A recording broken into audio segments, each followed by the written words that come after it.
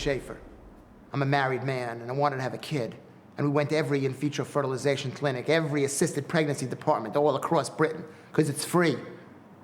Free. It's not good, but it's free. And we were desperate for a kid, because my wife is older and I'm older, and finally, the last doctor we saw turned to my wife and said, if you want a son, if you want a daughter, what you need to do is put on some lipstick and lose a few pounds. I took my friend's kid to the fair the other day, little Ian, 5 years old, lovely little boy, went round to pick him up. He's sitting there doing one of those cat's cradles. I thought, 5 years old, cat's cradle, that isn't bad. On close inspection, turned out he just sneezed onto his fingers. I don't have any kids myself. My sister has kids.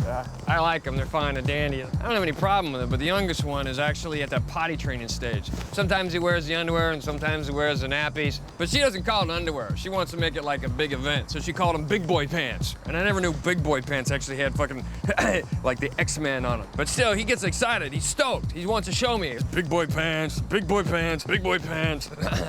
I've never been that excited to wear underwear. But he gets so worked up about the big boy pants, and he gets so excited, he starts peeing all over the kitchen floor, completely defeating the purpose of big boy pants. My sister's freaking out, going, do something, do something, do something! I'm not a parent, I don't know what the hell's going on. So I just grab the back of his head and just rub his nose in it. There you go, stop that, stop it, stop it, stop that! And she's like, what are you doing that for? Hey, it always worked for Grandma. Shut up! Why is it that parents always choose the right moment to embarrass you at parents' evenings? My mum is Nigerian. Yes, we all know this, but she had to labour the point. She turned up at parents' evening in full tribal costumes, sandals, complete with drum. Gina Ashere! Gina Ashere is my daughter, oh! Gina!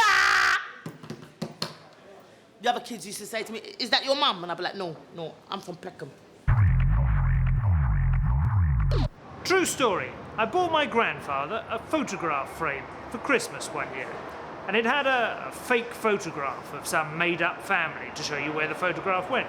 He left them there, never put in his own pictures. I even offered to once, and after about 2 years of this, I said, listen, I'll put some pictures of the family. No, he says, I like them. He liked them better than us.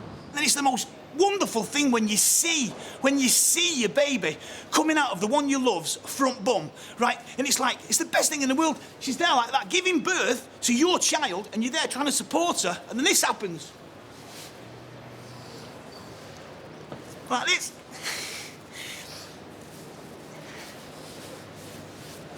And then the baby comes out, and you know your baby's a scally. When the midwife slaps its ass and it goes, "Are you having it?" My sister had a baby. I went round to see her. She said, you want to wind him? I said, I give him a dead leg, shall I? You see, the thing about kids is that they're smart, you know? They know when they're being patronised. It's like I was playing with a friend of mine's son the other day. He's 4 and a half. And in the middle of playing, I swing him up high and place him on a table so he's tall, you know? I'm like, Finn, you're tall. Look how tall you are. You're taller than me. You're amazing. He just looked at me like that. I'm standing on a table. I've got my own family now, actually. Got a lovely little daughter, 18 months old, gorgeous. Just like me, you know, round face, very needy, cries a lot. I'm always saying to my wife, I can't believe I helped to create such a perfect little girl. And my wife says, you didn't. And we laugh. Now, I've got 3 sisters as well, right? And is it me? Or the girls reach the age of about 7 and do nothing but bleeding cartwheel for about 3 years for no reason. Like, your mum come inside, right? Who's going to the shops? They're like, us. I was in the Cubs when I was little. My sister was in the Brownies. Doesn't have the same ring, does it? I'm a cub. I'm a baby tiger. I'll bite you, but I won't hurt you. I'm a brownie. I'm a small brown thing, a biscuit, or a poo. A nice poo, a perfectly formed poo. A poo pooed by a princess, perhaps. Perhaps we can imagine our own Elizabeth Regina when she was a little girl, doing a little brownie, and then the royal courtiers rushing in and snatching up the royal potty from underneath the royal body and proclaiming the first royal brownie, and then that brownie would be sliced up and divided out evenly amongst the starving, grateful pensioners on Maundy Thursday. Or a biscuit. I've got a lot of white friends, and when I was young, I was at my friend's house, and her mum came in and said, Trace, It's time for you to go to bed now. Go on, off to bed. Go on, bed. And Tracy turned to her mum. Shut up! Get out of my room, you old slapper. Go on, get out! Slap her. And I thought, So I went home to my mum. My mum came in and said, Gina, it's time for you to go to bed now. Now, right now, now. I said, shut up! I was in a coma for 6 months. Right, and I was actually at school with Milli Vanilli, which is great. He's an interesting guy. Strong voice, strange name. You know, that's Milli. He was christened Peter Vanilli. Changed it later to Millie, which odd decision, I think. You know, change it to something that rhymed with a surname and as a girl's name. It's like me changing my name from Alex Horne to Dawn Horne, which... Milli Vanilli, right? I used to call him Four Eyes because of the amount of that particular vowel in his name. My little brother, though, my younger brother, he's a bit of an handy lad, you know, big long arms, knuckles scraping along the floor. He could hit you from the other side of the room, you know. Mr. Tickle, we used to call him. Yeah, it's the only bloke I know who could stay in bed and sign on at the same time. See, the most famous family in the world, really, is the royal family, isn't it? And I don't think that's right, because if they were living on a council estate, they wouldn't be that famous, because there's only 2 brothers, there's only Billy and Addy at the end of the day. I mean, you could see them, couldn't you, getting into arguments with the kids at school, and one of them turning around and saying, yeah, I'm going to get you after school, yeah, you and whose army? Say, me and my nan's army, that's who. And they could turn up, couldn't they, with the nan's army and those little red numbers that they wear outside the gates with those big afro hats. And they'd become charging into the school, twatting kids everywhere, wouldn't they? And then they'd have the other ones coming in on the green horses riding in, with the cannons and the tanks going off. Or the other ones with those silver hats and the baby spice thing coming out the top. And they'd be the kings of the school, wouldn't they? They'd be snotting kids everywhere, everyone would be scared of them. And they'd have them all in the gang, and then they could get their own gear, wouldn't they, instead of getting supplied off somebody else. I didn't enjoy school. I can't remember school. I can't remember anything I learned. I can't remember infants. It's just like one big assembly in my head. Because that's all you did. It's like, where are we going? I don't know, just follow everyone else. I forgot my PE kit. You're going to have to do it in your pants. I forgot my pants. That's all it was. Just a load of singing, a load of walking, a load of planting cress. 4 years of planting cress. No wonder I can't read. The Japanese children don't plant cress. They learn Bach's violin concertos. They program computers, you know. Why we were painting faces on hard-boiled eggs. I remember when I was about 12, I looked exactly the same, except for I had like a huge blonde wedge, and because Duran were pretty big at that time, it went over one eye. It was like huge, sort of massive. Duran were pretty big at the time. It went out really far up the back, kind of like a baguette. It was amazing. It went out so far up the back, I used to go to school like that. Oh, my baguette wedge! And there was a small Russian family living in there, actually. They were nice fellas. They used to come out every now and then. We played table tennis. Oh, it was brilliant. They used to lick the bat, so a bit strange. And that's what my head looked like. But when I was little, I had like a huge long wedge like that, and I had my little pyjamas on, I had my PJs on, and I had yachts on them, and llamas' faces going, oh! My socks, you know, when you're little and your socks slip down and you've got like really long black feet and you're just milling around like that. Oh, that's a game in itself, isn't it, when you're little? You're just milling around the place like that with your black socks going, wow, this is great. And your mum goes, pull your socks up, what's wrong with you? You're going to trip over. You go, get lost, this is a game in itself. And you're just so stubborn when you're little, you can never be wrong. Your mum can never be right, and you just walk around like that and it gets caught in a nail, your sock, and you go, I can't trip over. I can't trip over. My mum said I'd trip over. It's not going to happen. You see the cat and you start flicking him in the eye. Oh, yeah, like that. And he's going, oh, I could do you close range. Oh, my eyes, my corneas are all lacerated. They've been lacerated up a tree. I was going, Kevin, from where I'm standing, you're nothing, Tiddles. Oh. He turned away briefly. He put socks on. He comes back at me. It was like Zorro, but more baggy and woolen. It's an amazing time.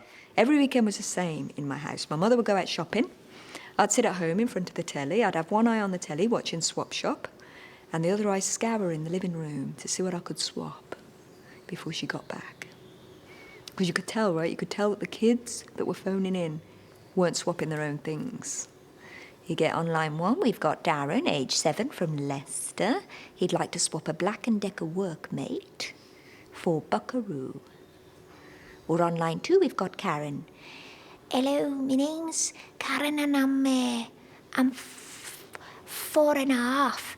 And I would like to swap my Philips Lady Shave for a teeny tiny a Wendy house or anything else. I gotta go in a minute because my mum's gonna come home, right? And if she finds me on this phone, she is gonna batter me because we can't pay our phone bill. I remember my grandfather used to say, where would we be today if we hadn't gone to war in 1939? Speaking German, that's where. I'm not so sure about that. 60 years on, I think we'd still be struggling with it. I used to learn Latin at school. Very useful subject. Oh, yes, it is. Especially if you want to go on a holiday to the past. I remember one year I was sitting on my bunk bed, it had been snowing, and I've been sitting on my bunk bed like that on the off chance of seeing Father Christmas looking out the window, going, oh, where is he? And I didn't want to be seen, because if he'd seen me, he'd have gone, hey, get inside, you won't get your presents. And I'd have had to go, I wasn't looking for you, I was bird watching, all through a window. And he'd have gone, well, I don't really know, you're going to have to give you the benefit of the doubt. How is he going to do benefit of the doubt between class? It's never going to happen. Anyway, he wasn't there, but there was a snowman in my garden, and I hadn't built it or anything. I don't reckon it was my mum and dad. They don't go in for that kind of crazy shit.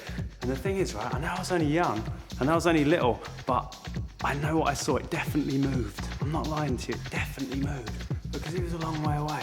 I couldn't be sure if he was going like that. All right, mate, all right. Or going like that. I went out into the garden and he was going like that. I was furious. Oh, I was quite an angry blonde child. And I went into the garage and I got my dad's spade out and I ran up behind him, went, and took his head right off like that, picked up a trowel, went whack, picked up a trowel, went whack, picked up something I didn't even know the name of, went whoa, picked up a butterfly and it flew away and its beauty almost took me out of my anger, but not quite. I kicked him in like that, I went, come on, Queensbury rules, I'll take your eyes out. I'm the South London warrior. No one touches me. Turns out it wasn't the snowman at all. It was little Tommy, the anemic albino boy from next door. Oh, his dad was furious. You've killed Tommy. Wow, he was very weak. He was useless at British Bulldog. He won't be missed. When somebody close to you dies, it's always a good idea.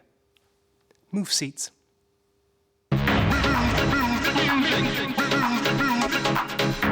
Here's a tip, right?